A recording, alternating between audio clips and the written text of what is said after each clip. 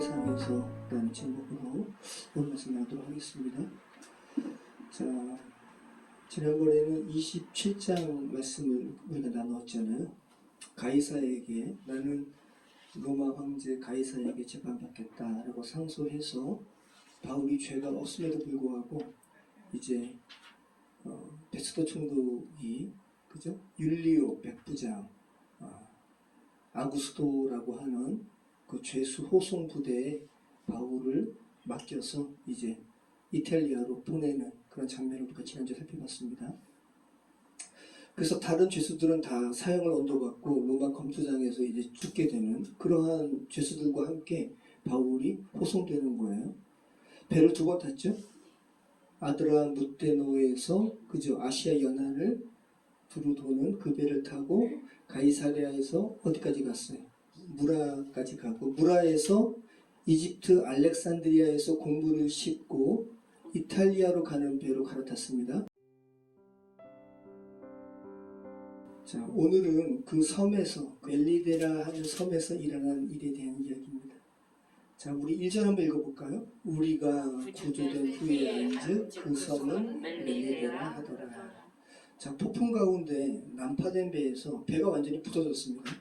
그래서 죄수들이 탈출할까봐 율리오의 부하들은 죄수들 죽여야 됩니다라고 건의하는데 율리오는 하나님의 섭리죠. 바울을 살리기 위해서 죄수들 죽이지 말라. 그래서 헤엄칠 수 있는 사람은 헤엄쳐서 가고 나머지는 이제 부유하는 널빤지에 몸을 의지해서 이제 한 육지로 갔단 말이죠. 근데 그 육지가 이제 육지에 상륙해가지고 생명이 보존된 후에 알게 되었는데 그 섬의 이름이 뭐라고요? 멜리데. 멜리데. 자, 오늘 본문 여러분 말씀 보면 무슨 뭐 무인도 하여튼간 뭐 이렇게 원시인들이 사는 섬에 착륙한 것 같잖아요. 그런 이미지가 들죠. 전혀 그렇지 않아요. 문명적인 섬이었어요. 로마 제국에 속한 섬이에요. 좀 이따가 이제 관련된 그런 자료도 한번 볼게요. 멜리데의 의미는 꿀의 섬이라는 거예요. 달콤한 섬. 요즘에 뭐 꿀빤다라는 말 많이 하잖아요. 그죠? 막 하는 일에 비해서 소득이 많은 일을 뭐라 그래요? 꿀 빠는 일이라고 그러잖아요. 꿀잡. 그러니까 이제 가만 보니까 하나님께서 우리를 위해서 보시는 것 같아요. 다 우리가 개미처럼 벌처럼 도는 거예요. 쿠팡뿐만 아니라 우리 인생이 하나님의 섭리 가운데 하나님께 이렇게 교통 가운데 이렇게 탁 연결되어진 삶이 아니면 정말로 자기는 이제 꿀잡이인 줄 알고 그죠? 아, 나 주식으로 이렇게 많이 벌었어. 또 나름대로 나는 삼성이야. 뭐야? 꿀잡이야. 근데 하나님 보시기에는 다 직원 같은 거야. 맴맴 돌다가 그냥 쓰러져서 죽는. 멜리데가 이름이 꿀의 섬이에요. 달콤한 섬. 자, 이런 달콤한 섬이에요. 이 멜리데가. 시칠리아 섬에서 남방 90km에 위치한 섬이고 오늘날의 몰타 섬이에요. 휴양지로도 유명하고 또 영어 공부할 때 이 몰타로 가면 되게 좋다 그래요. 사람들한테 알려지지 않았는데 몰타가 그렇게 영어 회화 공부하는 데 있어서 좋은 조건을 가지고 있다 그래요. 강화도보다 작으니까 얼마나 작아요. 그런데 이 멜리데가 세계에서 가장 오래된 거석, 큰 돌로 만들어진 신전이 있는 장소도 이 멜리데. 그래서 고대 피라미드를 건축한 이집트보다 더 앞선 문명이 멜리데에서 시작됐다 그래요. 그러니까 원시인이 사는 곳이 아니라고요. 여러분 그렇게 그 부분을 여러분 놓치시면 안 돼요. 자, 기원전 800년경에 페니키아인들이 정착했고 그래서 이 오늘 바울 일행이 만난 멜리데 사람들은 페니키아 사람들이에요. 바울보다 800년 전에 페니키아 사람들이 건너와서 정착한 곳이 멜리데라는 거예요.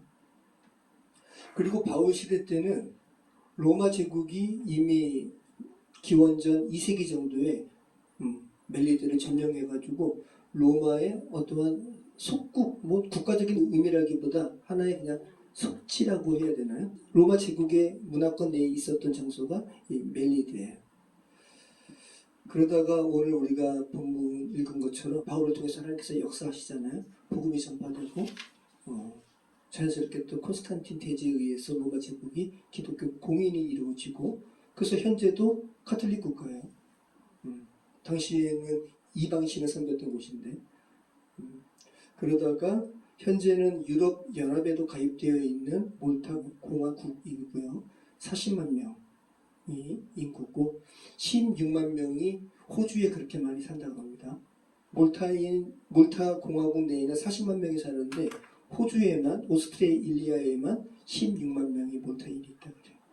또 제가 이렇게 자료를 찾다 보니까 우리나라의 비싼 아파트를 몰타의 20대 청년이 샀대요. 그러니까 몰타 나름대로 이렇게 부자도 많이 살고 있는 곳이에요. 근데 인종은 유럽인이 아니고 아니 피니키아인도 뭐 그 전이니까 또 이렇게 한 9세기 900년쯤에는 이슬람이 막 이렇게 확장했잖아요. 우리나라 고려에도 이슬람 사신들이 오고 그래서 이슬람의 영향 아래 있어가지고 아랍 계열의 카톨릭인들이 많이 지금 살고 있고요. 그리고 인종은 그런 아랍인들도 있고 생긴 것이 아랍인 또 이탈리아인 또 스페인 사람들 많이 이렇게 섞여 있는 장소가 이 국가가 이 몰타라 그럽니다. 자, 제가 드린 말씀이 뭐냐면 오늘 이 난파된 바울 일행을 맞이했던 이 멜리데 원주민들이 미개인이 아니라는 것, 야만인이 아니라 로마 문명 국가 안에 살고 있었던 문명인이라는 것, 그 부분을 제가 이야기하는 거예요. 자, 지금 현재 바울이 이렇게 갔을 때 멜리데 지역에 그 문명이 발굴된 곳이 있는데 라바트 지역과 무디나 지역에서 빌라가 발굴됐어요. 그러니까 오늘 본문 말씀 보면 바울 일행을 맞이한 사람 중에 높은 사람이 있다고 그러죠. 보블리오. 로마 제국의 지도자인데 아마 그 지도급 인사들이 살았던 저택으로 여겨져요.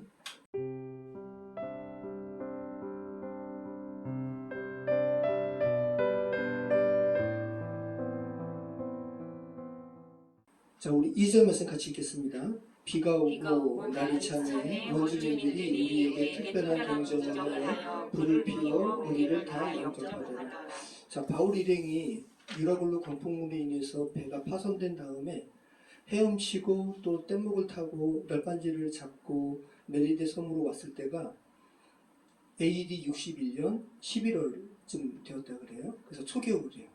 여러분 초겨울 겨울바다에 들어간 거예요. 몸이 얼마나 추워요. 생각만 해도 그죠? 그럼 그들의 모습을 보고 멜리데 사람들이 측은지심이 생겨가지고 모닥불을 피워줬어요.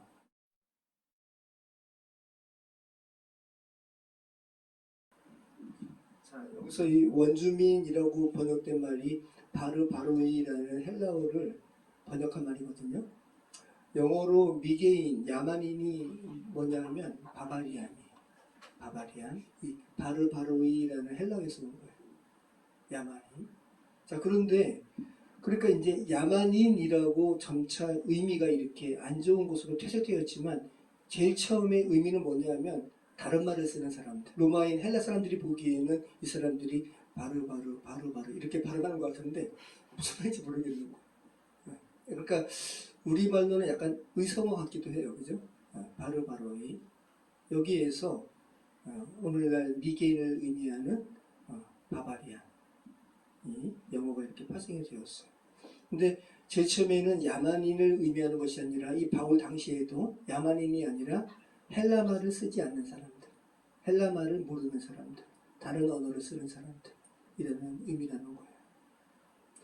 자, 우리 3절로 우리 5절 말씀 같이 읽겠습니다. 바울이 나무 한 묶음을 거두어 불에 넣으니 뜨거운 불로 말미암아 독사한다나 그 손을 물고 있는지 원주민들이 이 짐승이 그 손에 매달려 있음을 보고 서로 말하되 진실로 이 사람은 살인한 자로다. 바다에서는 구조를 받았으나 공무이가 그를 살지 못하게 하느니라 하더니 바울이 그 짐승을 불에 떨어버리매 조금도 상함이 없더라. 그들은 그가 붙든지 혹은 갑자기 쓰러져 죽은 줄로 기다렸다가 오래 기다려도 그에게 아무 이상이 없음을 보고 돌이켜 생각하여 말하되 그를 신이라 하더라. 자, 그런 가운데 모닥불을 피우니까 이제 나무 장작이 이렇게 장작 묶음이 있는데 바울도 이제 모닥불 이제 피우느라고 나무 한 묶음에서 나무를 빼가지고 모닥불에 던지는데 그 나무 사이에서 독사가 나와서 손을 본 거죠. 오늘날 모태섬에는 독사가 없다 그래요. 근데 당시에는 아마 있었던 것 같아요. 근데 당시에 독사로 물리면 많이 죽었던 것 같고, 그래서 멜기데 사람들이 생각한 거예요. 아, 이 바울이라는 사람이 이름도 몰랐겠죠. 아, 이 독사에게 물린 사람이 정말 나쁜 사람인가 보다. 그들 표현으로는 살인한 사람인가 보다. 그래서 바다에 빠져서 죽을 정도로 나쁜 짓을 한 사람인데 어떻게 용케 살아는 나왔는데 신이 이 사람을 용서하지는 않는구나. 결국은 이제 죽게 되는구나. 이렇게 생각을 했는데 바울이 그 뱀을 불에 이렇게 던져가지고 오히려 뱀이 이제 죽게 되고 바울은 붓거나 뭐 하거나 그러지도 않으니까 이 사람들의 사고에는 신인 거예요. 자, 우리 7절에서 우리 10절에서 같이 읽겠습니다. 이 섬에서 가장 높은 사람 보블리오라 하니가 그 근처에 토지가 있는지라 그가 우리를 영접하여 사흘이나 친절히 머물게 하더니 보블리오의 부친이 열병과 이지를 걸려 누워있거늘 바울이 들어가서 기도하고 그에게 안수하여 낫게 하며 이러므로 섬 가운데 다른 병든 사람들이 와서 고침을 받고 후한 이후로 우리를 대접하고 떠날 때 우리 쓸 것을 배에 실었더라. 네. 자, 멜리데 사람들이 바울이 죽을 줄 알았는데 죽지 않으니까 범상치 않은 인물 더 나와서 이 사람 신인가 보다 해가지고 막 대접한 거죠. 그러다가 지역에서 가장 높은 사람 보블리오라고 하는 사람, 이 보블리오가 이름이 아니라 로마의 어떠한 직급인 것 같아요. 네. 퍼블리우스라는 명칭이 기록된 비석이 발견되었습니다. 그래서 이름이 아니라 하나의 관직인 것 같습니다. 로마의 허락 아래 이렇게 다스리는 이 보블리오의 부친에게 데려갔는데 보블리오 부친이 열병과 이질에 고생하고 있었어요. 이 열병이 뭐냐면 당시 멜리데 섬에는 염소 젖을 먹었는데 염소 젖으로 인한 열병이 잦았다 그래요. 그래서 고열과 장염을 수반하는 오늘날로 장티푸스, 또 이질이라 그러잖아요. 자, 이질이라는 이 말은 신약에서 오늘 본문에만 등장해요. 자, 이 사도행전을 누가 썼어요? 누가는 의사예요. 의사의 전문적인 그것이 여기에서 이렇게 나타나죠. 자, 아무튼 주님께서 보블리오 부친을 낫게 하고 이것으로 인해서 섬에 많은 사람들을 낫게 했어요. 예수님과 같은 사역을 또 하게 된 거죠. 하나님의 섭리죠. 자, 바울이 기도했다 그러잖아요. 이 기도라는 단어가 뭐냐면 프로시코마이거든요. 하나님께 성도가 기도하는 것만 이 프로시코마이라는 단어를 쓰는 게 아니에요. 이 프로시코마이라는 단어는 말 그대로 그냥 신에게 기도하는 거예요. 하나님을 모르는 사람들도 이들의 표현으로는 프로시코마이거든요.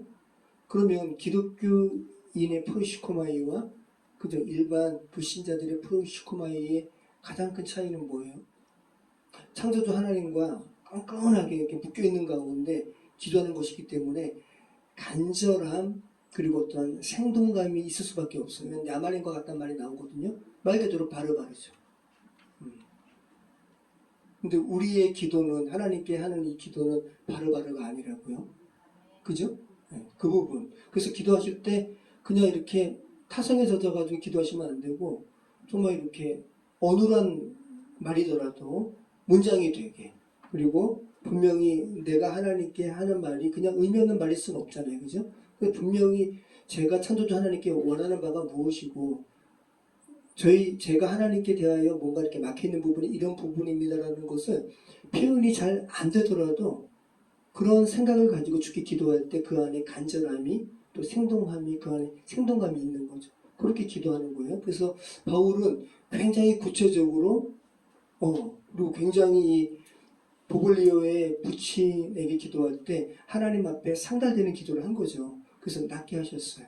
하나님의 섭리 가운데 그것으로 인해서 많은 사람들에게 지금 복음을 증거하게 된 거죠. 그 결과가 뭐냐면 3개월 후에 겨울을 나게 되고 이 바울 일행이 다시 로마로 가게 되는데 수라구사로 먼저 떠나게 되는데 그때 떠날 때 바울 일행에게 필요한 것을 멜리데 사람들이 공급했다 그러잖아요. 기도하고 낫게 하고 이런 일련의 과정 가운데 3개월이나 시간 가운데 복음을 증거했음을 우리가 알게 되죠. 그래서 그 결과로 멜리데는 볼타섬은 오늘날도 기독교 국가, 기독교 나라가 되었습니다. 오늘 말씀을 짧게 나누겠습니다. 우리가 사는 이 시대는 몰타와 같아요. 멜리데와 같아요. 이름은 꿀 빠는 세상인데 정작 꿀을 빨지는 못해요. 세속적인 가치가 아주 팽배하고 우상 숭배로 가득한 세상이잖아요. 그리고 저마다 꿀잡이 뭐지? 확 찾는 거 아니에요. 자, 우리가 아까 설교 서두에 제가 이렇게 보여드렸던 그 그림이 멜리데 중심부 빌라에 그 모자이크가 이렇게 밑에 이렇게 새겨져 있잖아요. 근데 그 모자이크가 하나같이 다 미로. 자, 당시 그리스 로마 시대 때 바닥 문양이 거의 다 미로예요, 미로. 자, 모양은 이쁘고 참 이렇게 미학적인 가치가 있어 보이죠. 미로 문양이 얼마나 멋있어요. 그러니까 이렇게 미로로 깔긴 깔지만 어떻게 보면 우리가 사는 삶이 미로라는 것을 그들의 문화가 이렇게 보여주는 것 같아요. 미로 속에 우리가 살고 있는 거죠. 여러분 사도행전 17장에서 제가 잠시 나눴어요. 미로를 헤매는 자들에게 있어서 가장 끔찍한 함정이 뭐냐면 미로는 그냥 표면적인 미로는 풀 수 있다 그래요. 제가 뭐라 그랬죠? 좌수법. 좌측으로만 계속 이렇게 벽을 만지면서 가면 미로는 풀리게 돼 있어요. 그런데 이 표면적인 미로가 아니라 갑자기 실시간으로 막 움직이거나 요동치거나 이러면 미로는 풀 수가 없는 거예요. 그리고 미로 안에 독립적으로 사방이 이렇게 뚫린 이런 섬처럼 생긴 곳이 있으면 미로를 풀 수 없다 그래요. 그러니까 미로는 반드시 벽과 벽이 서로 연결돼 있어야 돼요.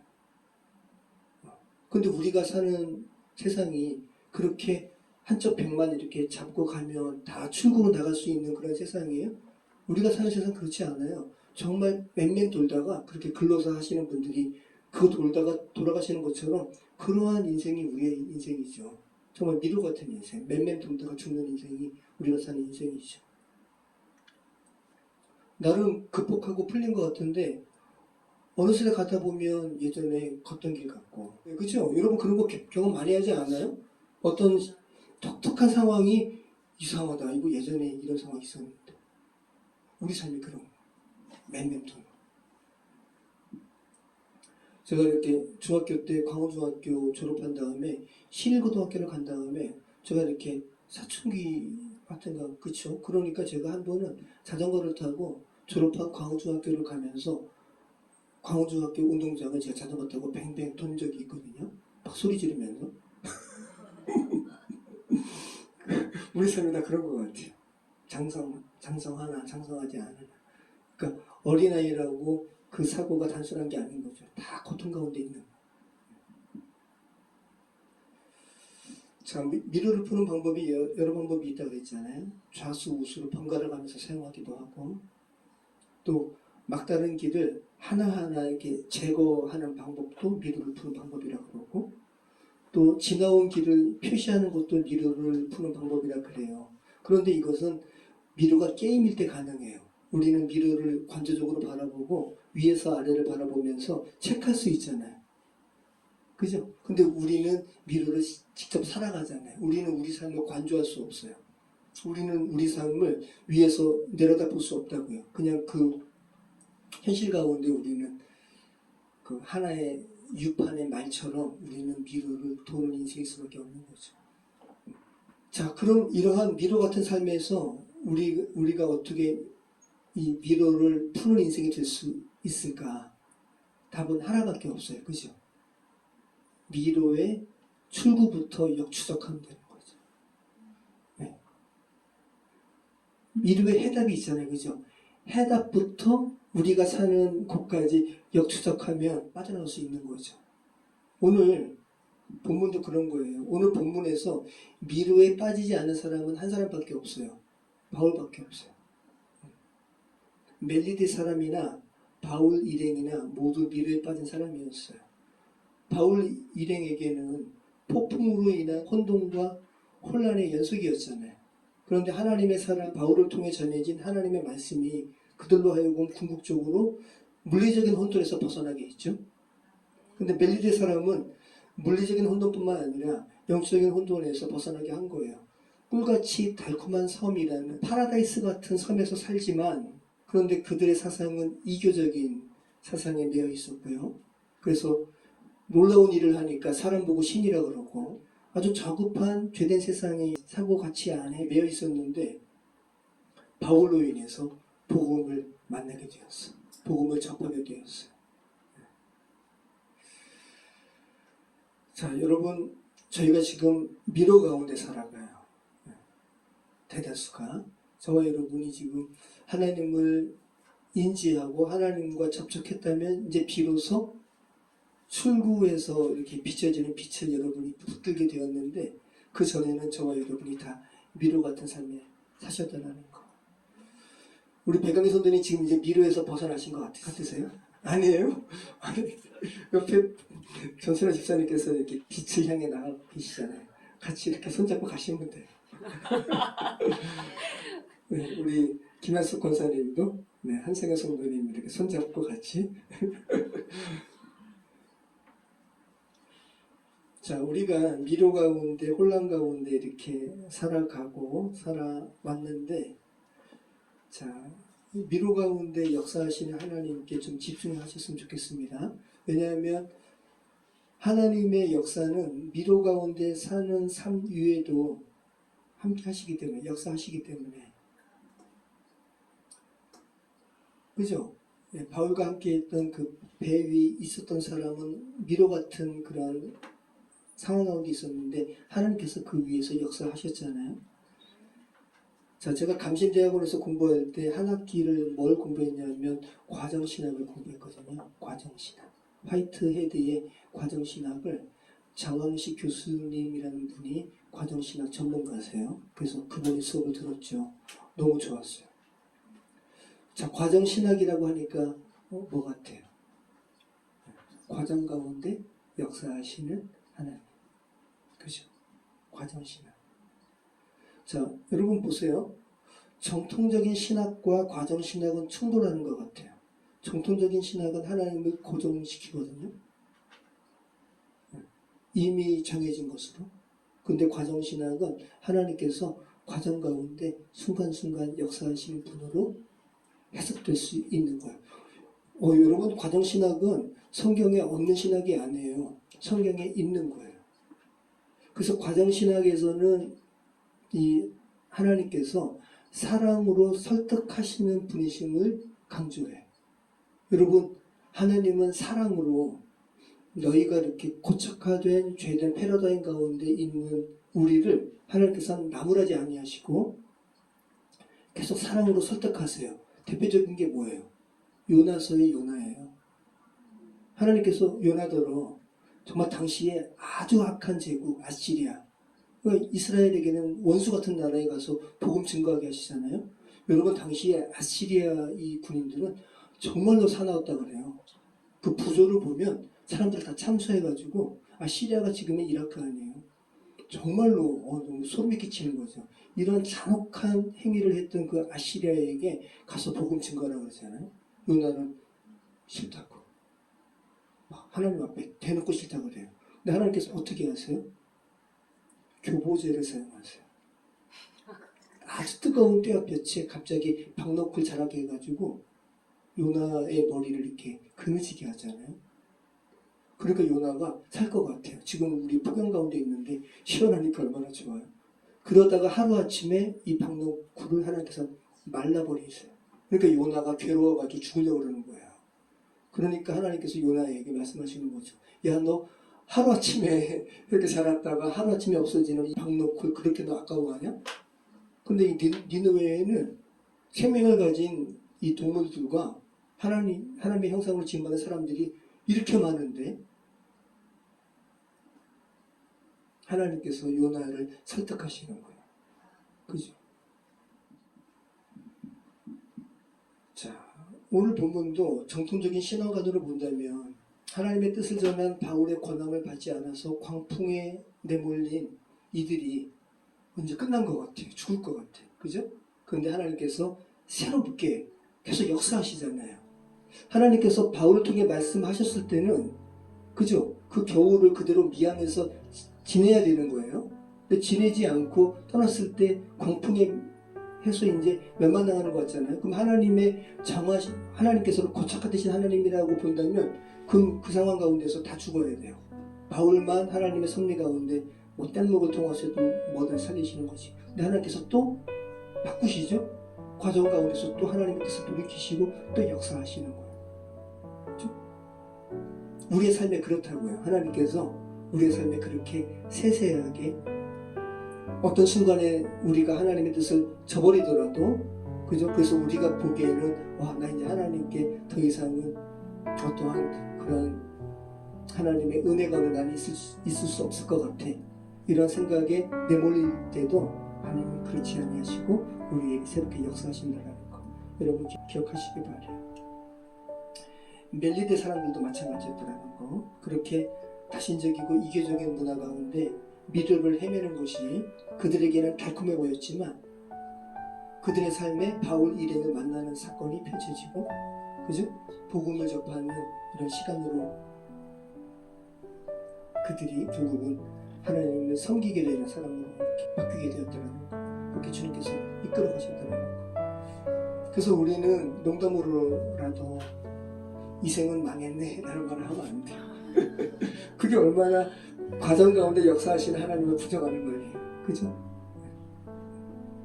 자, 과정 신학에서는 악을 뭘로 보냐 하면 더 이상 생명의 역동성을 부정하는 것을 악으로 봐요. 그 죽음을 악으로 보는 거예요. 과정 신학으로.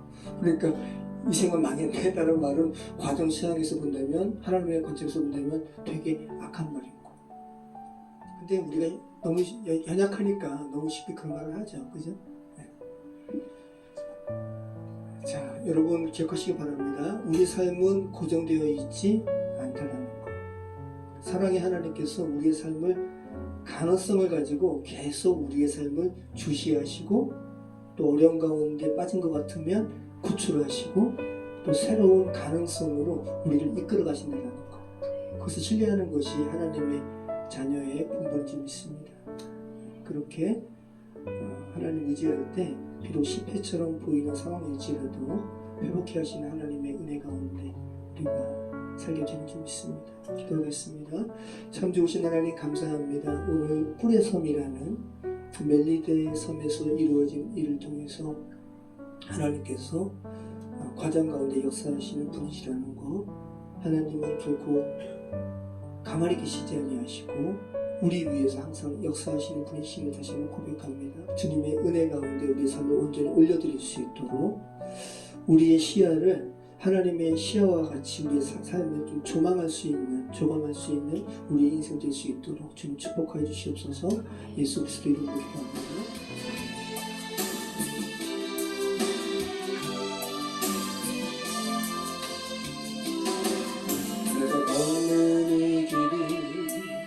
죽어버린 수가 있어도 내 심장이 울렁이고 가슴 아파도 내 마음속으로 여전히 기뻐하는 까닭은 하나님은 실수하지 않으시겠어요.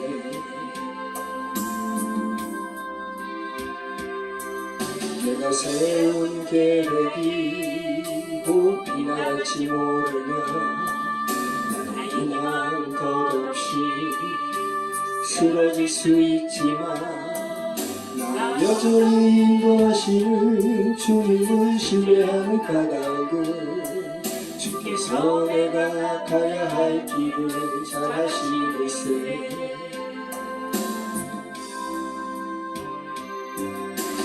어두운 밤 어둠이 깊어 날이 다시는 밝지 않을 것 같아 보여도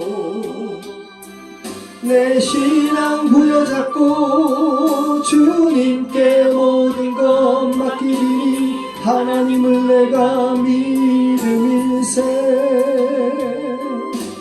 지금은 내가 볼 수 없는 걸 너무 많아서 너무 멀리 가물가물 얼음거려도 운명이 오라 나 두려워 아니하리 만사를 주님께 내어 맡기리. 차츰차츰 안개는 거치고 하나님 지으신 빛이 뚜렷이 보이리라. 가는 길이 온통 어둡게만 보여도 하나님은 실수하지 않으신다네. 차츰차츰 안개는 거치고 하나님 지으신 빛이 뚜렷이 보이리라. 가는 길이 온통 어둡게만 보여도 하나님은 실수하지 않으신